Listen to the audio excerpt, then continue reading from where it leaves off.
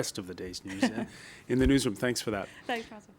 It is indeed time for The World This Week, 7 days for Paris-based correspondents. And with us this week, Marcus Mabry of the International Herald Tribune, Dana Harman of Israeli newspaper Haaretz, Judah Grunstein of World Politics Review, and Régis Le Sommier of French weekly news magazine Paris Match. Welcome to all of you. Welcome to all of you, and thank you for weighing in on the conversation throughout the week on the World This Week Facebook page and on Twitter, where our handle is @François F24. We're going to begin with the grim news out of Syria. The attention on the international stage has been moving. We'll talk about it, from the Arab League to the Security Council in New York.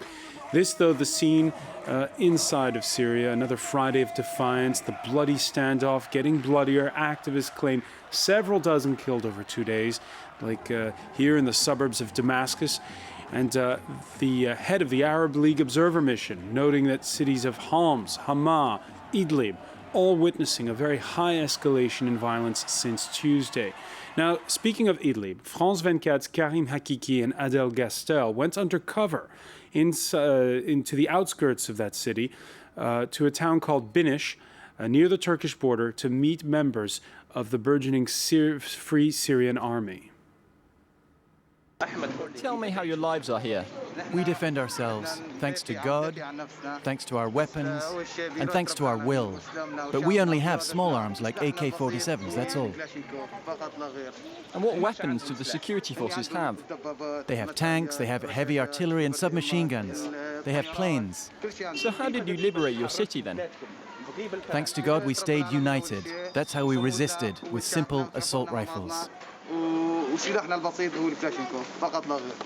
Karim and Adel, they've just crossed the border into Turkey. We'll be seeing more of their footage as they return.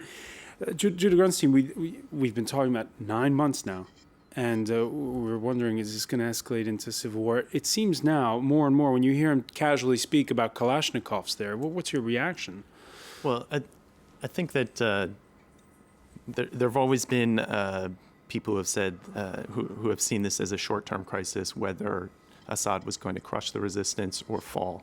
But that's always been more of a minority view. I think the people that have really have a familiarity with everything on the ground have expected this to be a drawn-out crisis, a drawn-out confrontation. I don't think the outcome is necessarily determined yet, but it seems like all sides of the conflict are weakened, but at the same, and so there can't really be any decisive outcome right now. But it looks more and more likely like that it will move towards a civil war. The question really, in terms of the opposition, is that it's very divided, and it's not very clear how much of the opposition actually wants to take up arms. There are certain factions within the opposition that do not want it to devolve into a civil war. That's one of the confusing points. Western journalists forced to go undercover if they want to report the real news inside of Syria. So we don't know exactly who's shooting at who and who's pulling the strings. Well, that was exactly what, the terrible tragedy that happened to Gilles Jacquier was, with the outcome. French TV news journalist. Yes. A couple of weeks ago is a clear example of we don't know who's shooting at who. Because first it was said that might have been some mortar shells, thrown at the journalist by like there was some sort of setup by the government who was making, this convoy was taking journalists into Homs at that point, and eventually it turns out that it could be mortar shell coming from the rebels. And what was interesting in the more global perspective on Syria, on that terrible thing that happened to our colleague, is that it showed that even within Homs, which has been pointed as a main rebel a stronghold, well, there is a part that is held by the Alawites, who are in favor of the regime. So it's split within the cities, and we can even think, in other cities that you have the same problem, and you have a problem that is a wider problem in the Syrian society. Is you have a country that is made out of several pieces out of several communities, and those communities have different interests. And so to go now and say, okay, the Bashar al-Assad regime is corrupted and it's gonna crumble just like Gaddafi did. It's not quite the same. The question of the Christian, the fate of the Christian in Syria and globally in the Middle East is at stake in that as well. And of course the Christians are siding with the government at the moment, with the official government. So it's much more complex. And I don't see, and we'll see that lingering on, and it's really hard to say what's going to be the outcome at this point. Siding with the government or staying on the sidelines. The Gulf states, led by Saudi Arabia, this Tuesday pulling out of an Arab League observer mission to Syria. We get the sense as well that the battle lines are sort of crystallizing in the wider region around what's going on inside Syria. I think definitely that the Arab League is getting angrier and angrier and more concerned, and they're bringing their concerns this week to the Security Council at the United Nations, and they're saying we need a transition period, we need Bashar al-Assad to give over to his vice president. But the Syrians say no, obviously, and part of the reason, like Judah was saying, that it's going to be protracted is because we're stuck in the Security Council with Russia and China, who won't allow any Security Council resolution to be passed. So there's not a lot of movement from the outside to do anything. And, after the experience of Libya, I think that there's an enormous amount of hesitancy to do anything else there. And I think also Assad knows that. Assad looks over at what's gone on in Egypt, that Mubarak sort of stepped down, and now we see where Mubarak is, and we look at Libya and what happened with Libya. So he's going to be tough till the very end, and he has nothing to lose by continuing to fight strongly. Marcus Mabry, we know that at the Security Council, you were mentioning Russia a moment ago. Right now, they're firmly saying we're not going to sign on to anything that says that Assad has to go. But we all know that at the Security Council, it's the horse trading is going on. What will be the tipping point?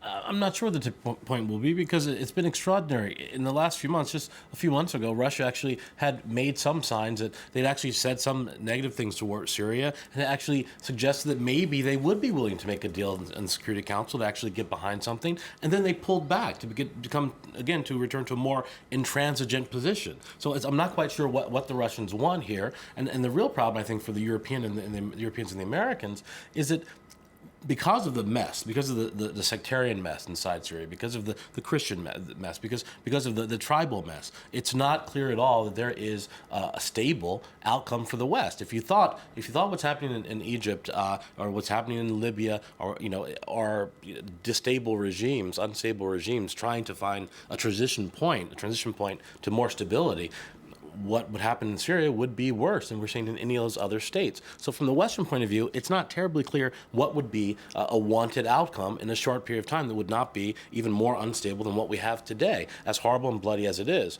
And I think you made a good point, Francois, about these journalists who are all kind of going undercover. Over the next few days, I think we'll see more and more and more real reporting coming out of Syria, and I think that it's going to be bloodier and more terrible because these journalists are all actually witnessing these things now. And I think that's going to actually increase the pressure in all the Western capitals to actually find some kind of solution that they want to work toward. Because right now, this kind of unstable stasis is not a comfortable place for anyone to be. Just even develop that point a bit. The danger of a destabilized Syria.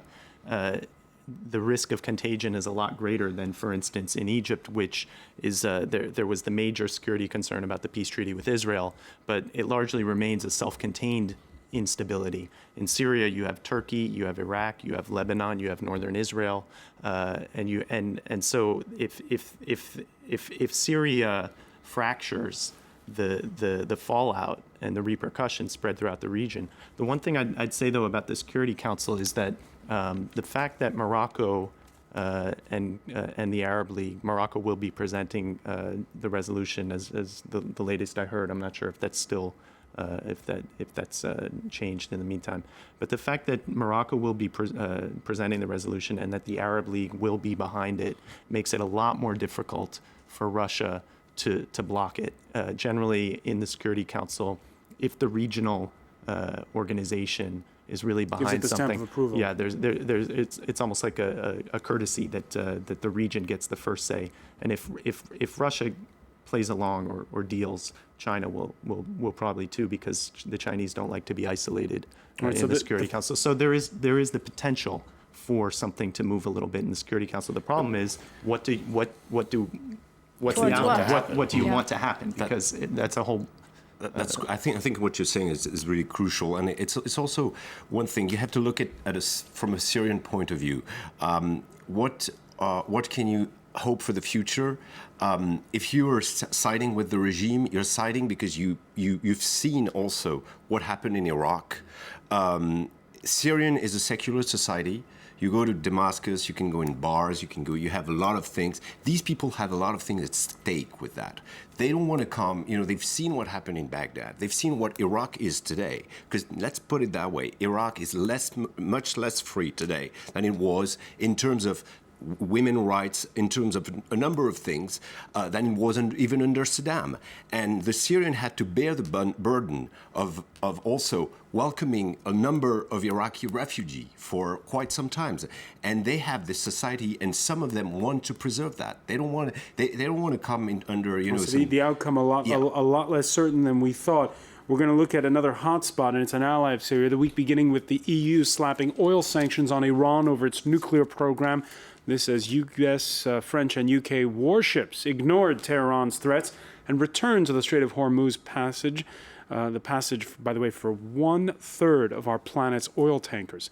Now, at the World Economic Forum in Davos, the growing tension definitely on the agenda of speakers. We are determined to prevent Iran from turning nuclear, and even the American president and European leaders have said that no option should be removed off the table, and Iran should be blocked from turning nuclear. Now, it goes further. In a New York Times Magazine cover story, Ronan Bergman asks if Israel is going to bomb Iran. Key is how Washington reacts. He points to the transcript of a conversation that took place between Israeli and U.S. intelligence officials before the triggering of the 1967 Six-Day War. And in it, he writes, substitute Tehran for Cairo and Strait of Hormuz for Straits of Tehran, and it could have taken place this past week. Since 1967, the unspoken understanding that America should agree, at least tacitly, to Israeli military actions has been at the center of relations between the two countries. The question is, how much is one side beholden to the other in an election year in the United States? The U.S. and Israel, you mean, in terms of a bombing? This is the big question. Even last year, there were articles, I think, in the Atlantic Monthly, people pointed out saying the same thing. Ronan Bergman in the New York Times Magazine article is writing, this is the year where it might happen. This is the year where Israel might bomb Iran. But last year in the Atlantic Monthly, they said, this was the year. And so I think Israel, I don't know, Israel is serious, is prepared for it, but they're also trying to really push the agenda forward. I think that what they would really like is more sanctions, which they got this week from the EU, and they would like discussion, and they would like, that's what they're pushing for. On the other hand, they've said, even I think a week ago, that they would give America only 12 hours warning if they were in fact going to bomb, and I know that there are preparations, and that is, they're just playing with both of those options. Marcus, what's interesting in that article is also how the relationship between the U.S. and Israel has changed. Is today in a position where they can say no if they get that 12-hour warning? Well, no, the U.S. can't stop it. And the reason it would be a 12-hour warning under Israeli calculations is that the U.S. wouldn't have time to stop it at that point. There'd be nothing the Obama administration could do to stop it from happening. Ehud Barak reacted incredibly negatively when he was presented with that parallel in the two conversations between before the 67 war and before today. He said the relationship is very different. The U.S. and Israel are much closer, he said today, actually, and much more respectful of each other's sovereignty. I think that's probably true. At the same time, there is skepticism, particularly in Israel, that the Obama administration is actually supportive of stopping Iran. There's a sense in Israel, and many people in Washington actually have the same sense, that the Obama administration has decided, as many people in the Bush administration before them decided, that Iran acquiring a nuclear capability is inevitable. That's going to happen. And what the Obama administration has decided, many people believe, is that the goal now is to prevent Iran from crossing another red line, which is the red line of actually making a weapon. That's again, the administration hasn't officially commented on that, but that's the Israeli fear, and there's a real sense in Israel, and as you said, Donna, we've heard this before, but what we're hearing now is that we're talking about 9 months. In 9 months, Israel will no longer have the capability to hit Iran to a point in which it would actually push back the day in which Iran acquires nuclear weapons. What I find shocking here is no one is saying will prevent Iran from ever acquiring nuclear weapons. No one's saying that. We're talking about a delay of maybe 2 or 3 years. And even within Israel, there's a huge fight over whether or not that delay is worth it. Yeah. And another question is, would going over there and bombing, Iran facilities, would that be the answer, or is it to go in and assassinate, nuclear scientists, which is what they've been doing, or sending them faulty materials or worming their computers, stuff like that, which is a different way to delay it. Well, one thing, though, the dirty little secret about an Israeli strike on Iran is that the Israelis don't have the capabilities to do the kind of long-term campaign that would be necessary to actually do any sort of damage, significant and considerable damage to the Iranian nuclear program without American support and participation. The idea that for the past few years, there's been talk about an Israeli strike similar to the one that took out the Iraqi nuclear reactor or the Syrian nuclear facility. That's not possible with the Iranian program because it's dispersed and it's already very hardened.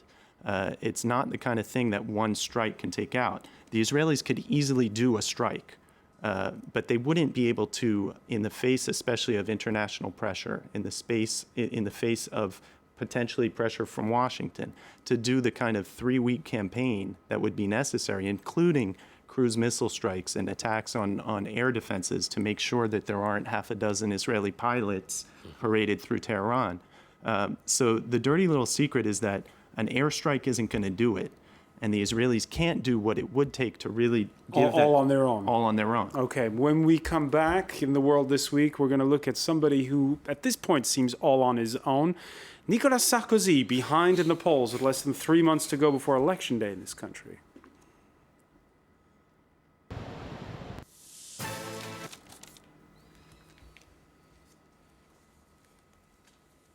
All right, we seem to be...